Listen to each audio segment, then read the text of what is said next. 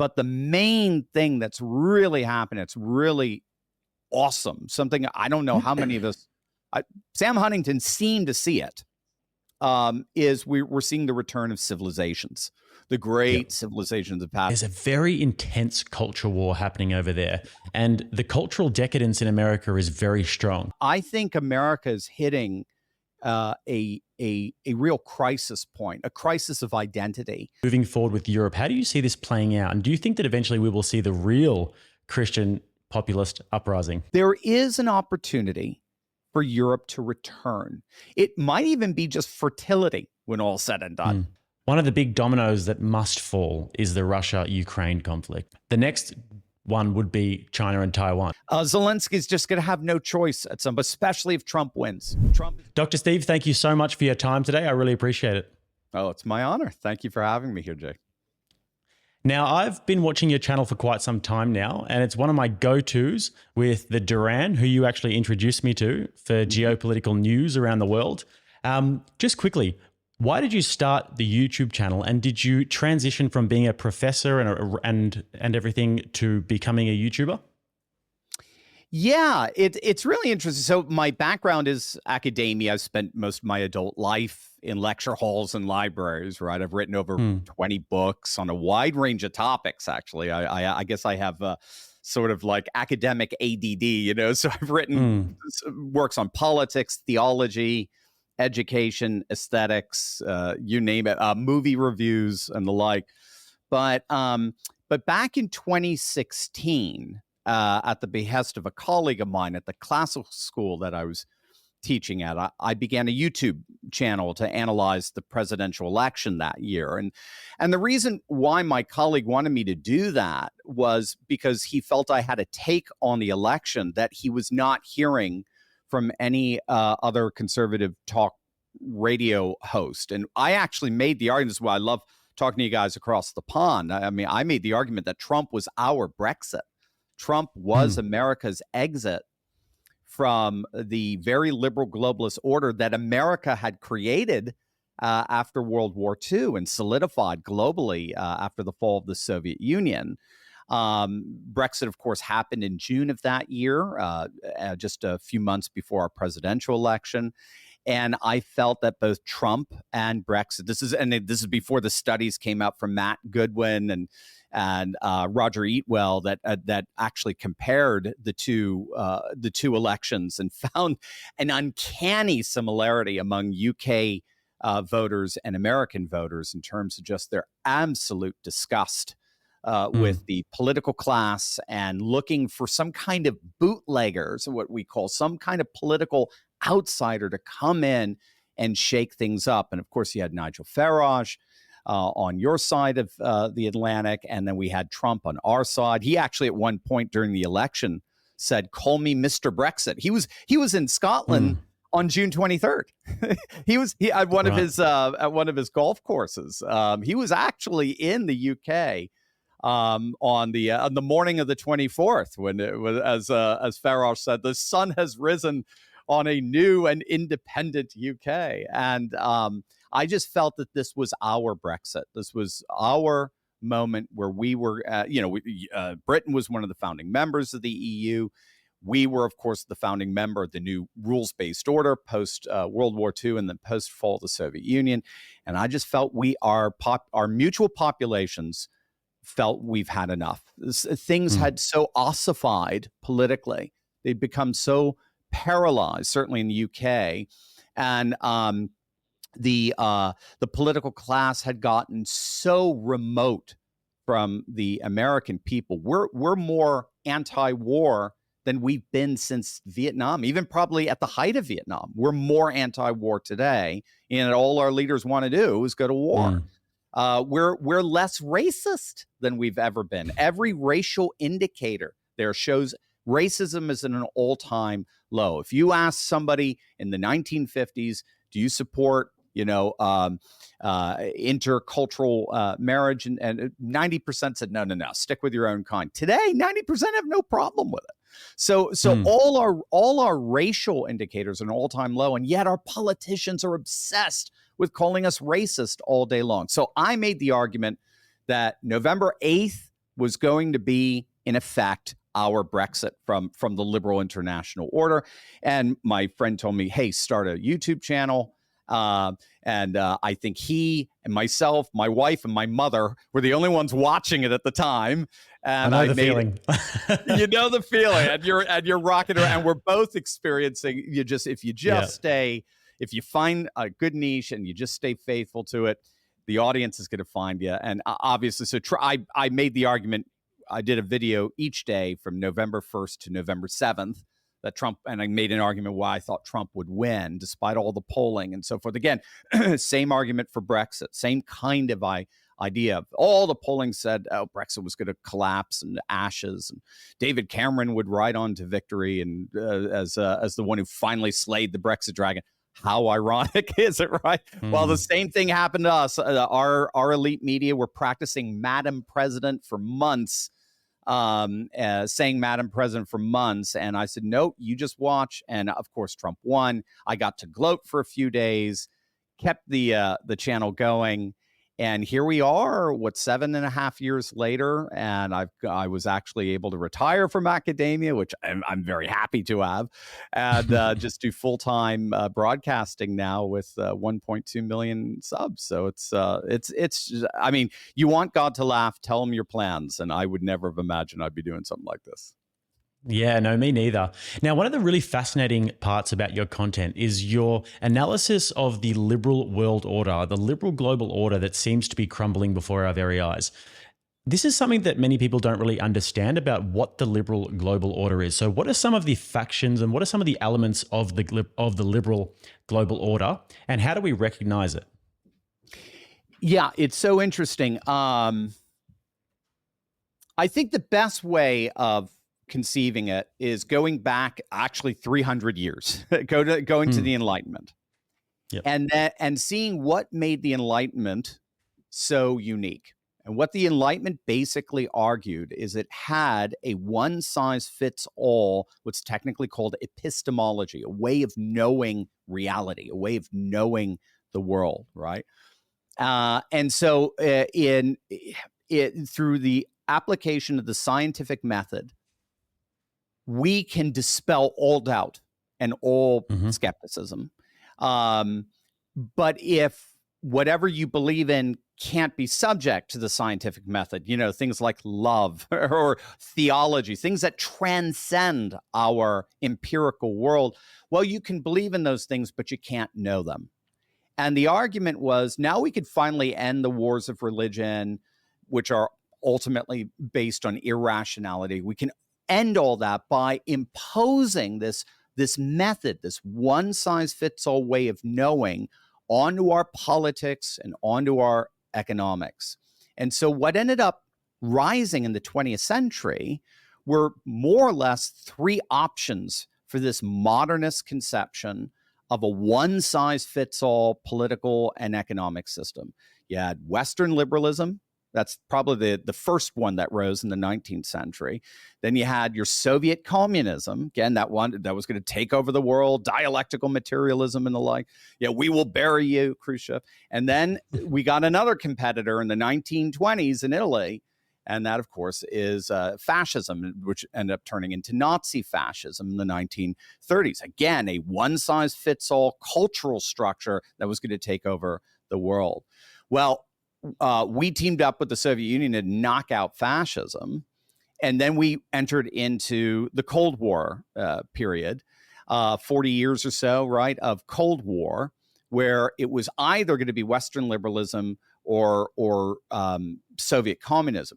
During that time, we rebuilt Japan and Europe with the Marshall Plan and the like, and we rebuilt it by creating institutions of sort of world order. That's how you get your order, is through these institutional rules and protocols. So we built the WTO, World Trade Organization, the IMF, International Monetary Fund, the World Bank. And we had all of these Western, and including Japan, Korea coming into those institutions. And that created what we call the liberal world order. And it's liberal because the dominant nation, that the nation just that happened not to have been decimated after World War II, the United States was a liberal country, a classical liberal country, limiting executive power in order to maximize human freedom. Those are basically the fundamental tenets of classical liberalism. So a liberal international order is a major liberal nation is basically overseeing this order. With the fall of the Soviet Union, we had no peer power competitors, as John Mearsheimer would call it. We had no competitors after that. After 1991, Francis Fukuyama said, of Johns Hopkins, my old alma mater, said, we've reached the end of history. This is it. We've come to the singular political and economic system that everyone has been looking for over the centuries. And so that's the liberal international order. And it really had a singular superpower at the top, the United States. Charles Krauthammer called it our unipolar moment. We were the single pole of power all over the world. And we could basically do whatever we wanted.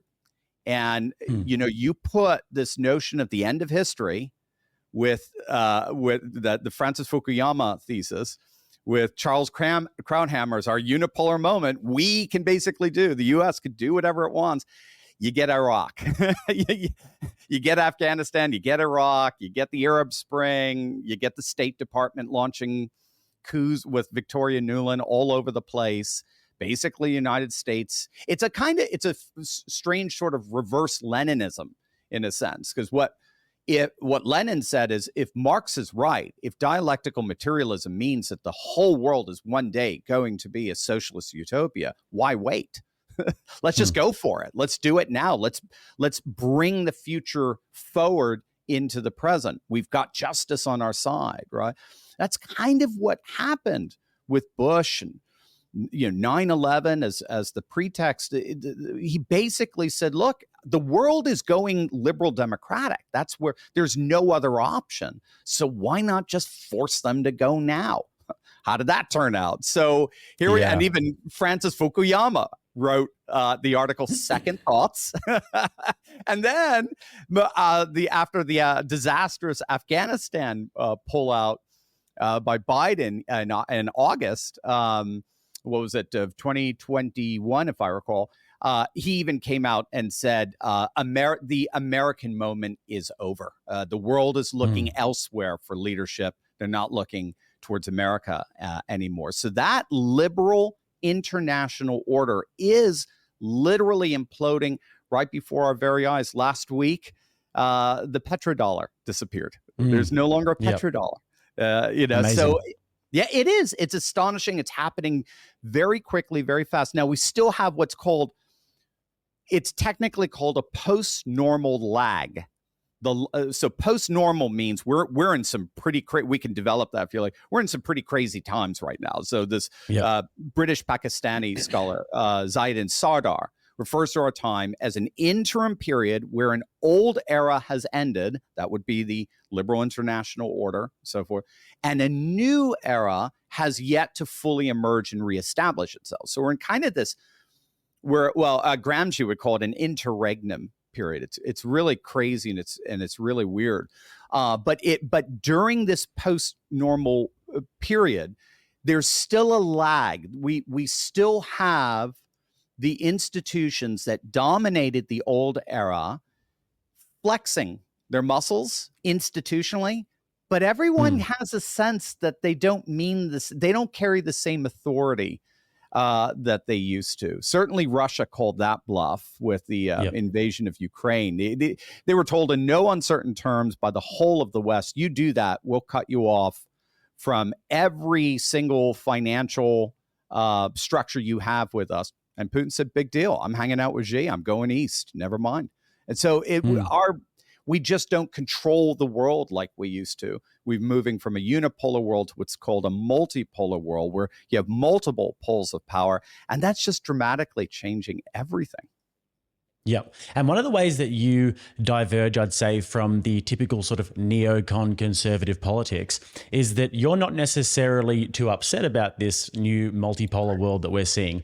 Whereas a lot of people, they will demonize China, they'll demonize Russia, they'll demonize Iran and all of these countries and think that they're just all bad. And they'll be, ruining the fact that America can't wield power. And this is the sort of typical neocon politics. So tell me a little bit about how you think you diverge from these sorts of strains of thought and what the new conservative movement is that you're predicting. Yeah, that's a great question. And I think it's very, very accurate. Yeah, I have no time, no patience for the neocon. If anything, most voters in this country have no, and we're seeing even across the pond in Britain, they have no, although they're about to put in the liberal, right? The liberals are coming in, the Labour's coming in, but I think that's more of a if protest. Nigel Farage doesn't pull one off. There you go, man. That's right. I'm rooting for Nigel to knock out the Tories. They're no longer fit for purpose. That's for sure. I'm a British citizen, but I'm actually born and raised in Australia, but lived in London for a few years and commentate on a lot of British politics and everything. So I'm fingers crossed for Nigel Farage. I noticed that on your channel. You do a lot of British analysis. Yeah, fingers crossed. Well, it looks. Well, we saw, just in parentheses, we saw something like this in their last European Union vote elections. What was it, back in 2019, June of 2019, when the Tories came in 5th place? I know it was to send them to Brussels, but Brexit, 1 out of every 3 Brits voted for a party that wasn't even 5 weeks old at the time. It's amazing. I'm a geek on parliamentary politics. So we don't have that here, obviously, in the States. So I tend to geek out. I like parliamentary politics, quite frankly. I like the speed with which, if you can break through some political paralysis, I like the speed with which it can engage in, like we're seeing in Hungary, or even in the opposite way in Poland or Italy or something akin to that. But well, it is interesting because Australia is still waiting for our big populist uprising and waiting for maybe a return to more this new. Australia is a little bit behind. Let's just say that. I know. I was speaking to the guys from the podcast of the Lotus Eaters a few weeks ago in London, and I think you maybe spoke to one of them on the Finance Bros podcast. Yeah, and we were having this little back and forth, and I was saying that I don't think that the new conservatism or the rebuild is going to come from outside of the Conservative Party. But he was saying to me, I think that it will come from outside of the Conservative Party. And then you see this rise of reform recently that Nigel Farage is running, and I might have been wrong with that one. Yeah, it's so fascinating. Well, we'll say, hey, right, I'll be happy to be wrong, right? That's in a good way. Yeah, absolutely. The argument is that Australian and British politics have just been in a modernist paralysis for decades now, and breaking through that paralysis is really hard. It will happen. It's just inevitably going to happen. The question is when, right? And we're facing it too. We're experiencing it as well. We're the heart of this liberal international order that our Washingtonian leaders still think is operative. That's what's scary. They still think they can go around and bully nations into complying with our whims and wishes. Those days are over. Those days are now. You're seeing these civilizations, and this obviously leads into what you were the original question, because we're seeing the world reconfigure very much akin to the way Sam Huntington was arguing in the 1990s, right at the same time that Fukuyama was arguing. We were entering into the end of history. We finally found the one political and economic system that all nations can turn to, liberal democracy and so forth, and liberal corporations and all. We're all going that direction. Sam Huntington at the same time said, no, we're not. That's not the world that's rising. He saw what was happening then in the old Yugoslavia as more paradigmatic of what's happening in the world. Now, he often gets, I think, unfairly tarnished for being for thinking that war is going to be just the ongoing reality. That's not what he meant. What he meant was all the conflicts that we're going to be experiencing over the course of the 21st century are all going to involve regions where incommensurate civilizations overlap. Now, again, modernity didn't care about civilization. It didn't care about religion. It didn't care about any of these things. All it cared about were scientific protocols, political and economic protocols that could be superimposed upon any country, regardless of your culture. It's radical because all cultures prior to that always believed that our politics and our economy are downstream for culture. And as culture anthropologists would tell us, that's exactly right. But that was the air we were breathing. We believe we could superimpose an Enlightenment-based, secularized vision of the world on all nations. And what Sam Huntington said is that experiment is dead. With the collapse of the Soviet Union, that's just a precursor of what's going to happen to the U.S.-led unipolar order. That's going to collapse because it's built on the exact same premises, the exact same assumptions that not transcultural protocols, political and economic protocols can provide a common politics around the world. That's rooted in modernity, and modernity is collapsing. We're now in a postmodern world where the very doubt and skepticism that science would have applied to, say, faith and religion is now being applied to science. It's literally come full circle. And so postmodernists are basically saying the only way you can know, the only way you can have any kind of ethic ultimately is rooted in culture. And so now the world is breaking apart from these globalist structures and moving back to nation, culture, custom, and traditions, doing it in all kinds of different ways. But the main thing that's really happening, it's really awesome, something I don't know how many of us, Sam Huntington seemed to see it, is we're seeing the return of civilizations. The great civilizations of past. I like to say, like in kaiju-like fashion, just are rising up from the depths below in all of their splendor. Orthodox Russia, Confucian China, Hindu nationalist India, Shinto Japan, where my wife is from, and I've gotten to see firsthand, Ottoman Turkey, continental Africa, Shiite Persia. And yes, a new right, a very Christian-oriented right. Just listen to Geert Wilders, who's an atheist, but turns around and says that Christianity is the bulwark for European civilization that he will defend. Even a renewed Christian civilization in Europe and the United States. So this is a stunning civilizationalist turn. And basically what more and more these populations are asking is, if we didn't make that modernist turn, fill in the blank, 30 years ago, 70 years ago, whenever it was that we adopted all of these, scientific-based, supposedly value-neutral based politics and economics that ended up giving us wokeness, ironically. If we could go back to before we started adopting this, go back to that religious world that we left, what would it be like if we picked up from there? What would it be like if Russia actually rebuilt 40,000 Orthodox churches that were smashed and destroyed during the time of communism? What if we brought that back? What if we had almost like a czar-like figure who had virtually unlimited power as president, working together with a revivified Orthodox church? What would Russia look like today? That's the way civilizationalist thinking is happening. You're seeing it with President Xi and building all of these Confucian institutes all throughout the Politburo, the Communist Party. It tends to be a very elite kind of Confucianism, where Marx is being absorbed into much more ancient thinking. You're seeing it coming back. Shinto, remember, Shinto was on the outs in Japan for like a decade or two. It was blamed for the disaster of World War II. Shinto is more popular today than it's ever been.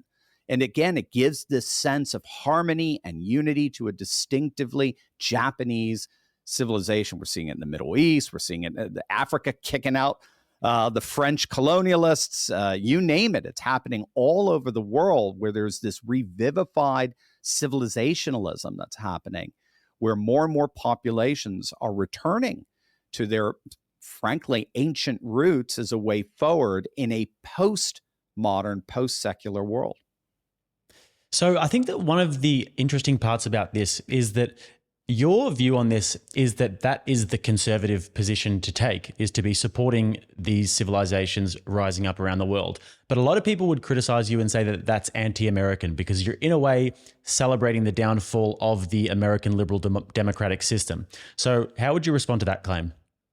It's a good question.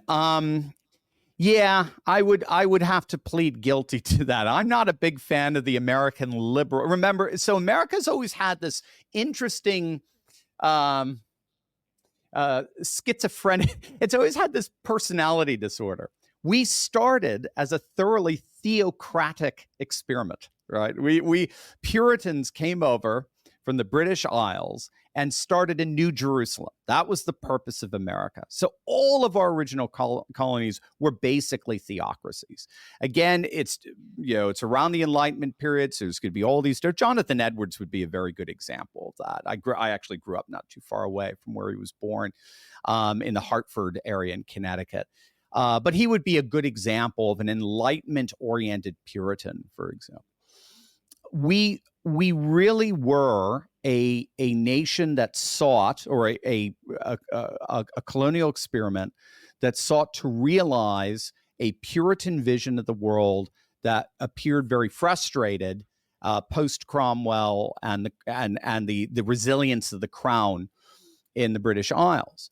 At the same time, the Enlightenment is happening in the 18th century, and we're on the forefront of the latest philosophical movements that are coming out of Europe, and it becomes very, very popular here among our intellectuals. So we've always had this kind of strange tension between a very robust conservative Christianity on the one hand, and yet an equally robust inquisitive scientism on the other. And we're still trying to figure out how those, I happen to think they fit perfectly. We're seeing that in Russia, for example. We're seeing that in Japan with their own traditions. But nevertheless, we're still trying to see how those fit together, as it were. But what clearly happened, and I like the theorist Peturum Sorokin. He's a Russian-American, founded the sociology department, I believe, at Harvard. But he made a very, or Yale, I forget. He made a very good. He had a very good analysis of what he called sensate culture, and sensate culture is a culture that goes like fully secular. He believed all cultures were rooted in the sacred. So all cultures are rooted in a cult.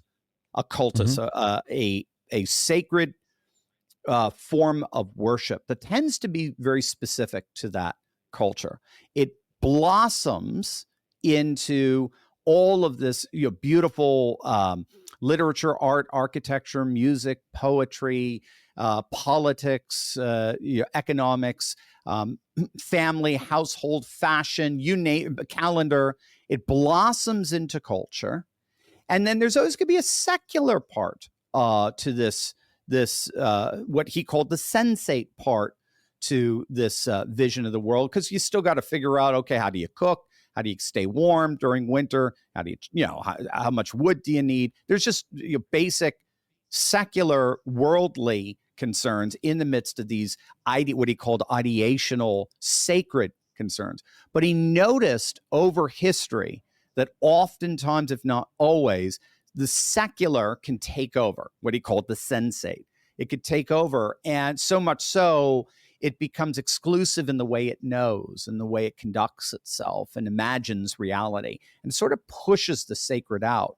The problem is, once the secular has done that, it has amputated itself from the eternal resuscitating roots of the sacred. And so it ends up just withering.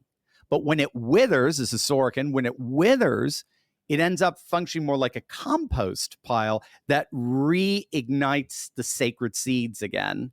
And so all of a sudden then an idealistic world, a thoroughly religious world emerges. So what I see in many respects is a liberal international order that was thoroughly and fully secularized is kind of going through that process of basically becoming compost. It's rotting. It's falling apart. We all get it. We all see it. Nobody wants to die for this thing anymore. That's for sure. Yep. That's certainly what we're getting here.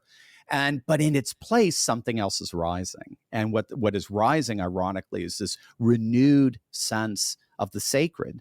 And so looks like we may be going through an ideational world again. That's certainly what happened in Russia, where the church basically sees itself, the Orthodox Church there, as an embodiment of Christ's resurrection from the tomb of 70 years of communism. And it was a perfect Sabbath of communism that then gave a new birth to a new Russian orthodoxy. So it's fascinating stuff. China's talking the same way. India's talking very much the same way. A whole new aeon is emerging in Hindu philosophy and theology.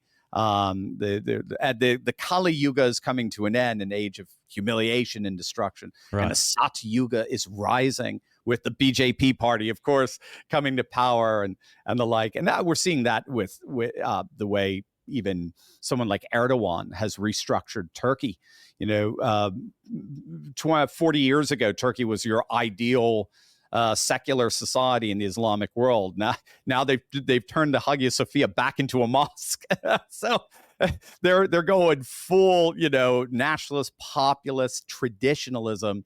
That's very indicative of a world order where the old modernist secular paradigm is basically crumbling, and that's functioning as the compost that's reigniting the seeds of much more of a traditionalist world. So it's not even, for me, it's not even a matter of should we keep the liberal world order or not. It's going whether we like it or not. And I'm just, So that's, I try to be as descriptive as possible rather than prescriptive, saying, to hell with that liberal world order, get rid of it. Granted, I'll do that to the extent that Biden, for example, embodies that order. But in the end, I believe it's happening regardless of whether we support it or not. And now it's just a matter of trying to understand what are the dynamics behind it. Yeah, I think that one of the interesting things for me is you can see in, for example, Russia and China and India and these places that you're talking about that it's really growing. However, when I go to America, I can't help but notice that there's a very intense culture war happening over there. And the cultural decadence in America is very strong. Like, for example, I spent a little bit of time in Austin, Texas, and I thought that Austin, Texas, Joe Rogan moved there, and it's this sort of little bit more sort of conservative place. I didn't get that vibe at all. When I was walking around, I was seeing blue head, tatted up, sort of like pentagrams, and very, very woke, and lots of decadence in the air. And I'm wondering how this plays out in America, because if there is this sort of populist uprising that we're about to see of a more conservative world, how will that look? Because there's just so much decadence over there. Like when I spend time in Europe, I spent time in Turkey last year as well. I can see it happening over there. And in Hungary and places like this, you get the feeling that these countries have the more civilizational, it's sort of in their blood. But America, I feel like they've lost it a little bit, and there's so much cultural decadence that I'm wondering how this plays out. So do you think that something similar happens to America? Yes, but we'll probably be the last ones. Maybe Australia. We'll be going hand in hand with Australia on one side and the UK on the other. We're always just on the back, Australia, just holding on. So whatever America does, we'll do. Yeah, exactly. Yeah, we're just right. Exactly. And I find Australian geopolitics to be fascinating. The interrelationship between China in terms of trade and an economy. That's where Australia is just exploding, but then the interreliance more on the West when it comes to security and military and the like. It's very, it's very interesting sort of interplay there. Yeah, I'm really with you on that. I think America is hitting a real crisis point, a crisis of identity. ironically, we were very isolationist before World War One, extremely isolationist country. Our founding fathers did not want us to be in any way, shape, or form expansionists beyond our own borders, as I understand it. And but what happened, of course, is the American moment, as it were, post Hiroshima, post World War II. It just put us in a position where we began to have inordinate influence on the direction of the world, on the direction of geopolitics, both us and the Soviet Union. 1991 comes, Soviet Union collapses. We're it. There's an era of optimism originally. The Clinton years were actually, ironically, very socially conservative. He signed the Defensive Marriage Act, for example, that would protect against gay marriage or anything like that. I mean, it was actually, looking back, it was actually a relatively conservative period. He and Tony Blair were, had a bromance and all that good stuff. Then September 11th just seemed to change everything here. That was the air I got. September 11th just seemed to change everything. You suddenly realized what Sam Huntington was talking about in the 1990s, and nobody was talking Huntington. Everybody was talking Fukuyama. The new golden era that we're going into, led by America. Everyone was talking that way. Huntington, suddenly his thesis became, brazenly applicable here. There are civilizations rising that see the world very differently, and they may want you out of their civilizational sphere. You may think you're the world's police. They don't think so. They think you're invaders, and you're going to have to deal with that. That you don't get to sit around and take a debate class and figure out how you can argue against that with a counterpoint. No, this involves guns and munitions and the like. And I think America, since 9/11, has had to reconcile that its place in the world is dramatically changing. And we don't really know how to do that because we've been so encultured to think we're number one. The only singular pole of power in the world post 1991. We didn't really know how to do that. We thought Bush would lead us into basically taking over the Middle East and pacifying the Middle East. And then when we found out that they didn't want that and that wasn't going to happen, we really didn't know what to do. And then all of a sudden, some brash billionaire comes out in 2015, technically. Actually, I think the anniversary was just yesterday or the day before, something like that, when he announced. Some brash billionaire comes out and says, a new world's dawning. And, it's time to stop trying to be a policeman of the world. Let's just make America great again. Let's just focus on America and American needs and stop having all these bases all over the world and blah, blah, blah, blah. And that just resonated with so much of the United States. It resonated because so much of the United States had basically, we're talking what we would call red states here, where it's the heartland. It's not the coastal elite cities. Outside, you go into there, the churches are full, the communities are vibrant. It's the cities, it's the urban areas, like you said, that are just starting to they're rotting. They seem to have just lost their vitality and the source of exactly. life. Good way to put it. Yeah. And that is becoming very, very noticeable. So all of our elections are basically rural counties versus the cities.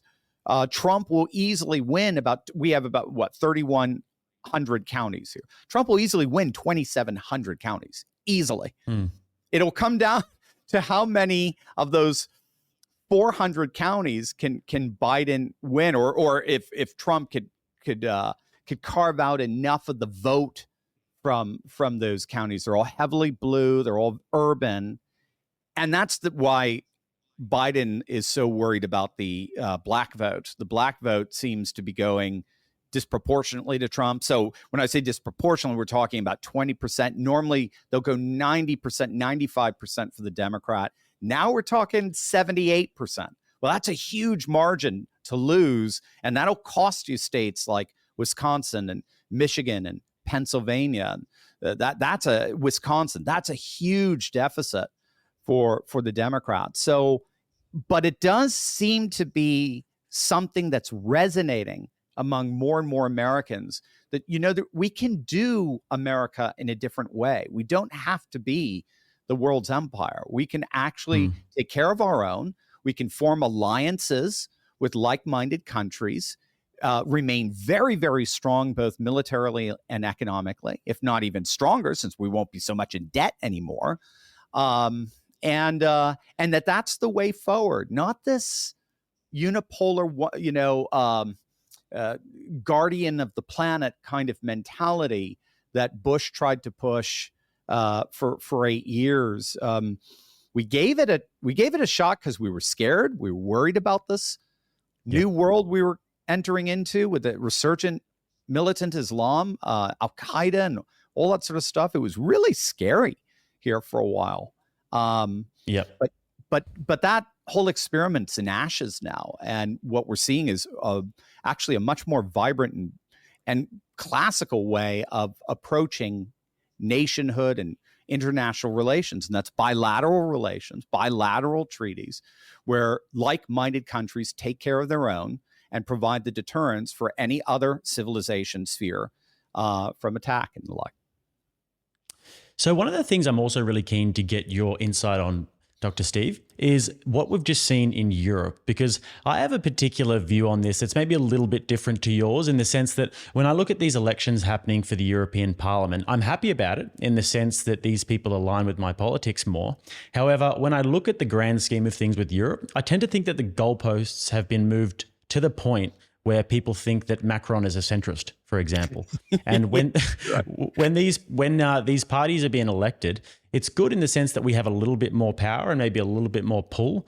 But I personally believe that the downfall of Europe is the greatest tragedy of our lifetime. It's the greatest tragedy in the world right now, because these are the most amazing civilizations to have ever been built. And I care about Europe. I care about America. This is why I was asking you about America as well. And I care about that these Christian countries have a revival. I don't care so much about Israel or the Middle East or China or these countries, although I wish them the best. So in terms of moving forward with Europe, how do you see this playing out? And do you think that eventually we will see the real Christian populist uprising? Yeah, great question. And what I try to do is as much as I can, as I know you do, I'm trying to separate my hopes, my hopium that I'm smoking, and the reality. What's really happening? So what's really happening, as I see it, is something akin to what happened in Russia. Something akin to what happened in Russia. What happened on December 25th, 1991, is Russia went through perhaps the single most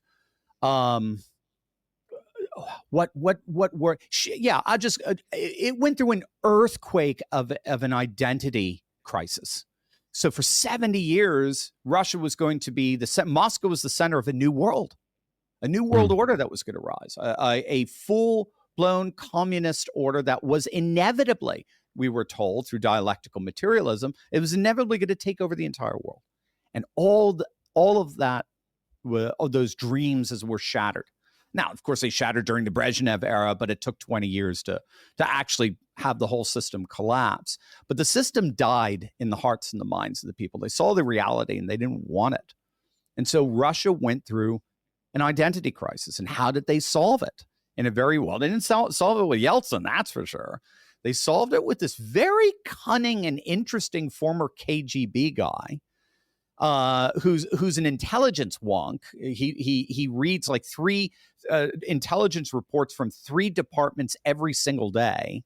He has a think tank devoted to him to come up with the best ideas and then give it to him in a few-page manual so he can digest it and read it out. And he ended up over the period of probably 12 years. There was an interim period where he was prime minister, but over the period of 12 years, Vladimir Putin, by 2012, said, "We are now a civilizationist state. We're no longer just a country. We're no longer just a nation state. We're a civilizationalist state. And a civilizationalist state is a state that is going back to before the modern period interruption, like the time of the czars for them, in the 1910 teens and so forth. We're going back to that period and basically saying, what if the communist period never happened? Where would we be? What would our country look like? Where would we go? What would our goals be? What would our direction be? We're going back and renewing that orthodox world. I think in many ways, Viktor Orban is doing something quite similar in Hungary. The Law and Justice Party was trying to do that in Poland before the entire EU ganged up on him and funded all the opposition parties into a single coalition to finally knock him out of power after two terms. But now the irony, I don't know if you caught it in these elections, Konfederacja is now the most popular party in Poland among the under 30 crowd, and Konfederacja is even more conservative, even more right wing than Law and Justice Party. So it's really fascinating those kind of politics, how they're happening there. So what I'm seeing, and of course we got Giorgia Meloni in Italy, we got Geert Wilders in the Netherlands and the like. What I'm seeing, even Marine Le Pen and their whole concept, the secular concept of laïcité, even there, we're beginning to see them say explicitly, we must re-embrace our Christian identity. At the very least, because it preserves this secular, sacred, space for us to be able to continue a distinctly European way of life. But our Christianity is being threatened by this mass immigration from Northern Africa and the Middle East that's changing our politics. And if we're not careful, we're going to lose everything we love about European civilization, this unique civilization rooted in Jerusalem, Athens, and Rome, that gave us, I think you could say it very, very openly and overtly, gave us what is up until this point the most astonishing civilization in the world, just in terms of its political, economic, and cultural power. I went to a music conservatory. I graduated from Peabody Conservatory of Music. That's where I met my wife. My wife is from Japan, and many of my friends were from mainland China. They all came to the United States to study primarily European music. There's just something about this European experiment since the Middle Ages, particularly, that is so incredibly attractive to the nations of the world, and that helps them be better in terms of their own unique cultural outworkings and the like. So I think what we're seeing in Europe is the potential for a very real renaissance. There's to the extent that the secular world begins to collapse, to the extent that the bullies in Brussels begin to lose their allure, which we seem to have seen just a week ago or so,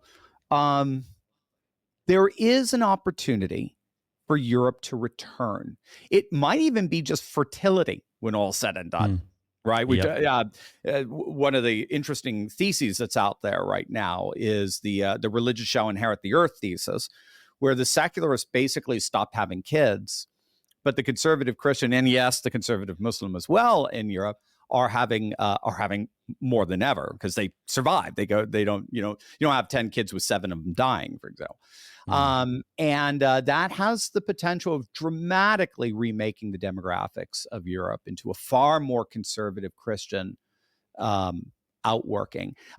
Again, Islam could do it too. That's the problem that Europe has that we haven't really hit yet.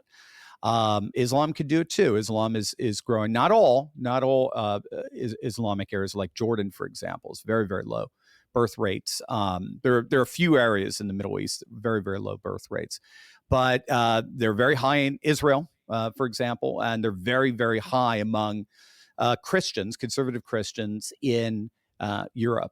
If that can continue, and if a politics can continue to form around this 25% that just won seats in Brussels, we may be seeing something. We may be seeing the beginning of a revival of Europe, distinctively European culture, to the extent that it goes back, like we talked about with that Petirum Sorokin model, to the extent that it leaves that secular sensate world that's rotting and re-embraces an emerging civilizational Christianity. If it's doing that, and a lot of people in Europe want to do that now more and more, then we'll have a renaissance. We'll see a renewal there. But it's a big if. It's a big if. Europe got radically secular. They really bought into the notion that a technocratic, very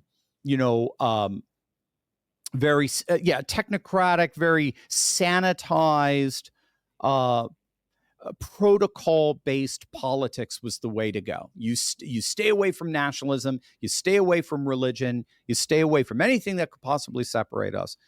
Not realizing that nationalism and religion and so forth are incredibly unifying forces. Just look what's happening in the Middle East right now. I mean, it's one of the key ways you're even seeing Sunni Islam and Shiite Islam now holding hand in hand today through the BRICS alliance. So I think we're going to be able to see over the next 10 years where Europe goes. It's going to be on the bumps and along the way, just like what we're seeing in Poland. They had their most conservative government since the fall of communism, replaced now with Donald Tusk and just a puppet of the EU at this point. But you look at what Geert Wilders is doing. You look at what Giorgia Meloni is doing.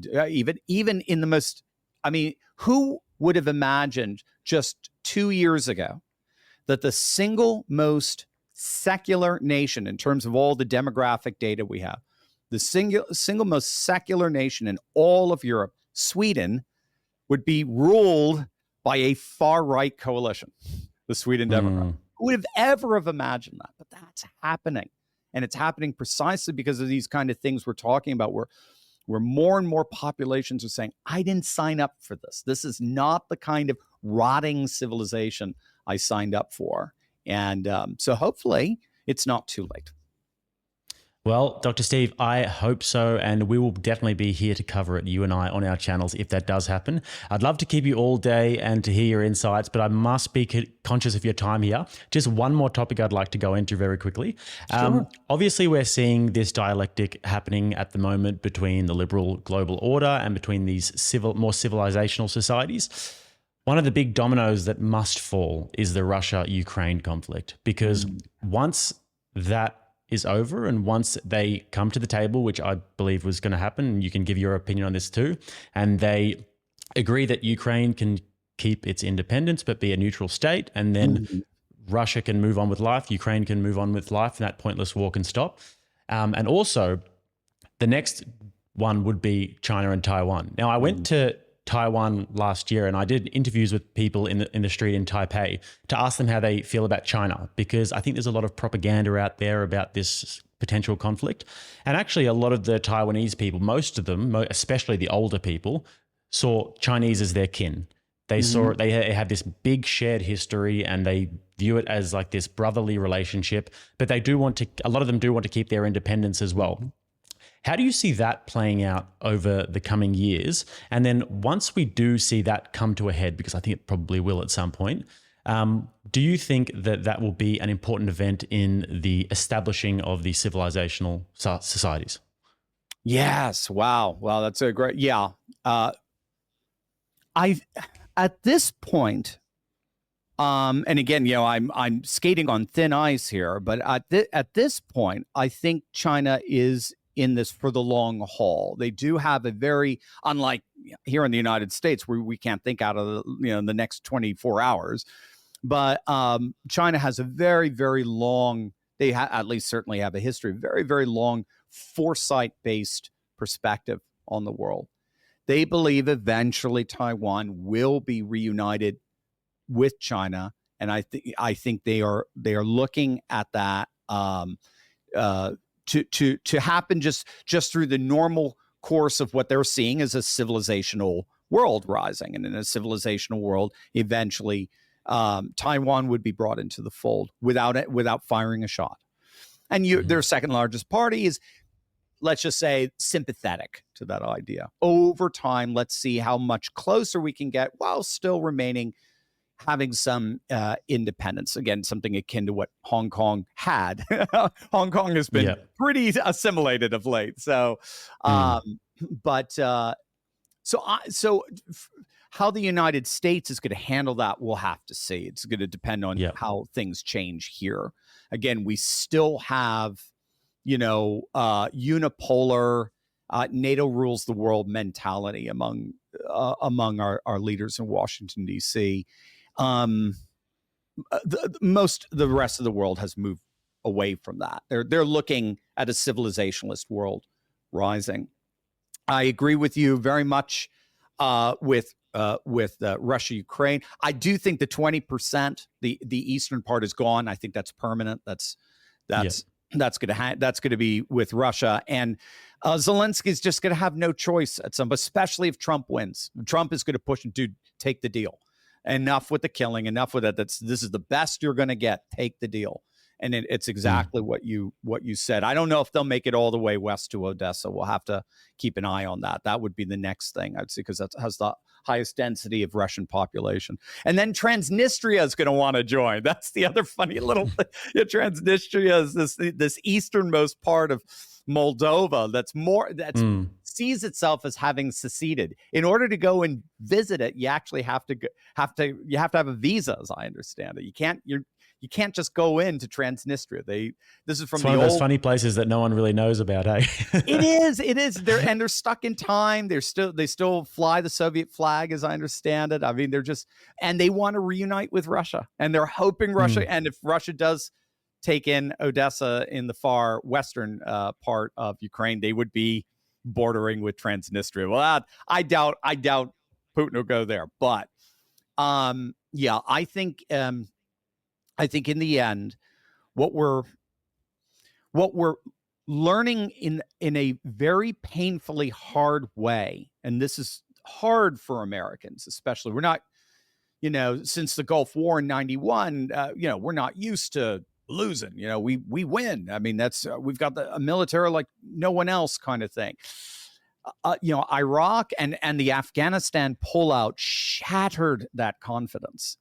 And it really created a malaise here, and it's not. We know we've got enough nukes to deter anyone. Yeah, great, big deal, but we don't believe in ourselves the way we used to as a world's policeman. That was high in 1991. That was high in 2001. That's gone. We don't have it anymore.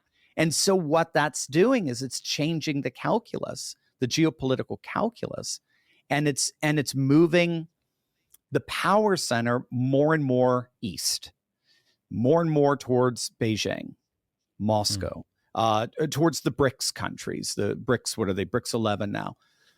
More and more, the world is moving in that direction, and it's very interesting because you can join that coalition without turning away from your own unique culture. So your own unique politics. So you've got Iran together with Sunni Saudi Arabia, together with Marxist China, together with Orthodox Russia, right? Together with whatever they are this week, Brazil. I mean, right? You're just seeing this extraordinary. You're seeing this extraordinary experiment of, hey, we can actually form alliances without having the same politics. We just have the same economic interests. Let's do it. Iran, we don't care what you do. If you want a theocracy, go for it. You're safe here. China, we don't care what you do, as long as you keep it within your own sphere of influence and don't necessarily come into ours. We'd love to trade with you. You're amazing. I think that's such a key point, isn't it? Because looking at these different civilizations across the world, if you grow up in America or Australia or Britain, you think that liberal democracy is synonymous with life pretty much. Right. And you don't really understand the way that other people operate. So when we go to Afghanistan and we just can't understand why they wouldn't want to accept liberal democracy because, liberal democracy is the best. But when I say that I don't care about these countries like China and Israel and Iran, it's not that I don't care. You can do what you want as long as you don't come and impose yourselves on us. Exactly. Do what you want. you know? Absolutely. You literally just described the multipolar world. You've got your sphere. You've got your sphere of influence. Russia has its sphere. It's Eurasian sphere. China has its, and it's very interesting. How far does it go? And again, culture defines how far it goes. Culture defines these blurry borders, as it were. So Europe was ravaged, obviously, with international fighting, intranational fighting, right, all throughout World War I. World War II was just basically wrapping up the unfinished business of World War I. And to see itself as Christendom, as a singular people, seemed to have gotten lost over the last 300 years. Civilizationalism seems to be bringing it back. So you've got these amazing coalitions that are being formed between the far-right parties all throughout Europe, who are forming, there's basically two so-called nationalist populist or far-right blocs in the EU right now. AfD doesn't know where to go. Nobody wants them. They see, obviously, they see Germany as too toxic. But regardless, that's the alternative for Deutschland for our listeners. Yeah. Yeah, I'm sure they do, just in case. But, there is this incredible sense of camaraderie that's happening among these nationalist populist parties. There's been a lot's been written about it. Again, you tend to think of nationalist populism as a point of division, when in point of fact, it's becoming a point of solidarity and unity throughout the continent. And what you do then is you stretch that out and say, how far does that go? I mean, it goes into Spain, it goes into Malta. It might even go at like kind of the tippity-tippest of northern part of Africa, and maybe a little bit into Turkey. And, how far does it go? Definitely stretches into Russia, but then it takes on a very, very new form. How far does that solidarity go? Well, if you can identify where those borders are, you just identified one of the poles that Sam Huntington talks about. You just identified a common civilization. And what he thought was that more and more our geopolitics are going to be comprised of those very large, colossal, titanic poles. He identified, if I recall, 7 or 8 of them. And they're going to form alliances with each other and the like. But the days of like this one-size-fits-all political and economic system being imposed from above by a single unipolar power, those days are over. It's just not going to happen. It's gone. Again, our leaders still think that's entrenched. Washington is very, very entrenched.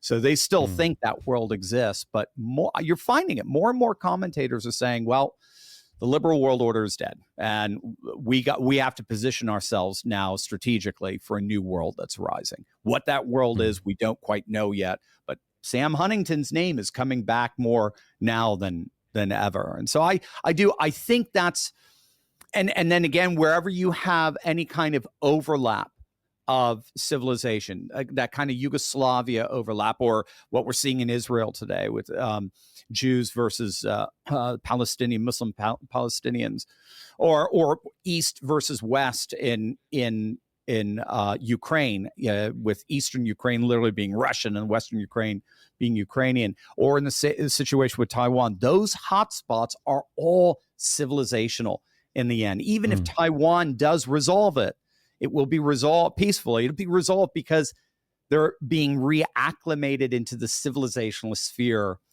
of China. But until DC and the bullies in Brussels, as it were, catch up with that, there's going to be a lot of tension with that lag, what we call that post-normal lag, that continues even into a civilizationalist world. Well, I've had these burning questions for a while, Dr. Steve. I knew I'd enjoy this. It did not disappoint. Next time we talk, I'd like to have a good theology conversation with you and unleash your knowledge on that.